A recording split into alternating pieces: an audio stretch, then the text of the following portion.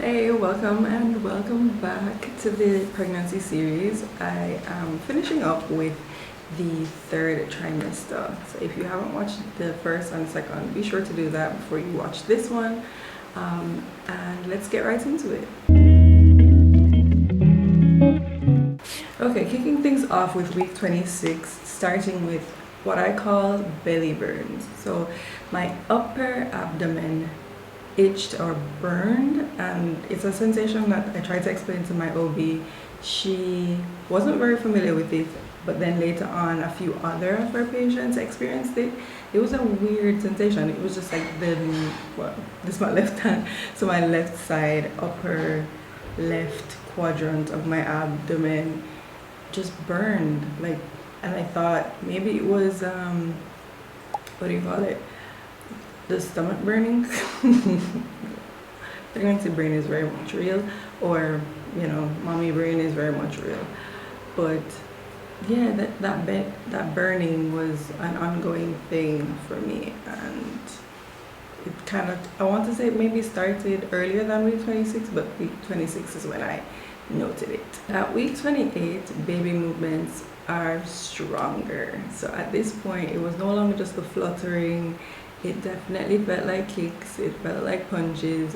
Sometimes I couldn't tell what was hitting me, so like I didn't know what body part of his was like poking me and prodding me, but I could definitely feel them at this point.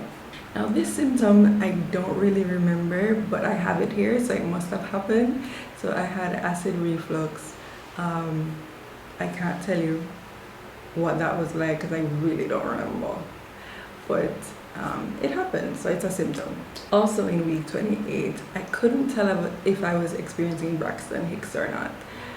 I was told that at this point I may be experiencing them, but I don't recall feeling like I really had Braxton Hicks, like these fake contractions. I don't think even after this point, I don't think I really experienced Braxton Hicks at all. Like when I started to get contractions, I could barely tell, and then they ramped up eventually, but I really don't think in my pregnancy I experienced Braxton Hicks at all. Moving on to week 30, I started to really experience back aches. Like I was experiencing them before, but I feel like it was tied to the fact that I have scoliosis. But now it was like, yes, I think this is pregnancy related. Also in week 30, the belly burn was still going on, but it was kind of touch and go. Like some days were better than others. And then I, at this point, realized that the frequent urination was very, very real. Like I tell the story of how I could go to the toilet or use the bathroom up to 4 times in just like a span of minutes, just with these little trickles of pee. Like it's so insane. I never thought it would get worse, but it got worse because obviously throughout the pregnancy frequent urination is a thing, but toward the end it became really ridiculous. Like I was just using the bathroom all the time. For week 31, the only symptom I have here is that I had dizzy spells, and I think sprinkled throughout the entire pregnancy I did have moments of like dizziness where I just felt a little wobbly, and particularly at my desk at work I do recall feeling them there. So in this particular week 31, I experienced dizzy spells. So for week 32, my feet were swelling. They continued to swell. They swelled pretty much throughout the pregnancy, I'm not gonna lie. My ankles were pretty swollen, and that just continued. It just kind of got worse towards the end. And then, funnily enough, I think in the latter weeks it got better for like a week or two. And then post delivery, my feet were swollen. But in week 32, I do recall having my feet swell. In addition to my feet swelling, I also experienced headaches. I don't think I experienced headaches much throughout the pregnancy, but at this point, I started to have that. I definitely tapered off in wearing like pretty fragrant perfumes. Towards the end, I wasn't wearing perfume at all, I don't think. Or I would just wear something like really, really light, or if I had like an occasion that called for me to like dress up, then the perfume would go with the whole look. But yeah, at this point I was having headaches. So another funny symptom I had was tied to the fact that my feet were swelling. So on getting off the bed at night, and even in the morning, I noticed that I had like this static like pain or discomfort when my feet would land on the floor. Don't know what that's about. I never really looked up this symptom. I probably should have, but it was one of those weird ones that I feel like nobody really talks about. I'm letting you know that you can maybe experience this like static like feeling in your feet at night. I think mostly it was at night. So weeks 35 to 39, I did not make any notes. I had to make those notes post. So I'm just gonna go through them really quickly. Of course, I felt very heavy. I felt like a pregnant person. I weighed the most that I've ever weighed, and I felt it. So towards the end, it really got progressively overwhelming. And then, of course, as a result, sleeping was uncomfortable. Like finding a good position for sleep in your third trimester is a chore. Like it's next to impossible, because they say sleep, get all the sleep that you can before the baby comes. Nobody talks about. Let me not say that because I hate when people say that. But sometimes we don't factor in how uncomfortable you are just before you're supposed to deliver, that you can't really sleep, and the quality of sleep is so poor that it feels like you didn't sleep.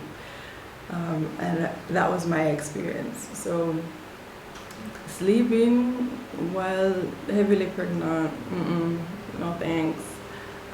There's like this debate about whether pregnancy tired and postpartum tired, or like newborn phase tired, which one is worse. I say pregnancy tired is worse, because no matter how much you sleep, you still feel like you could sleep. You still feel like you need to sleep, and it's like this force that literally will push you down. Like, I'm not a nap taking person, and I had to take the naps. Like the naps took me during pregnancy. Now on the other side, I'm not getting a whole lot of sleep, but if I don't take a nap, well, yeah, I kind of have more of a choice in whether I take a nap or not. Hopefully that kind of shows you the difference for me. Also in week 35 to 39, I had the back pain again, but it was kind of touch and go. It came and it went, so that's where we were with that. Feet were obviously still swollen, and a thing that I do need to mention is that I didn't experience too many or any stretch marks really up until the third trimester, and that's really when they say that you should or would experience it if you haven't for your pregnancy. And they weren't lying. Like they just came out of the woodworks. They were just all over the place for no reason, and I'm just like, we made it this far. I feel like they popped up in like the last 2 months, so there is that to be aware of.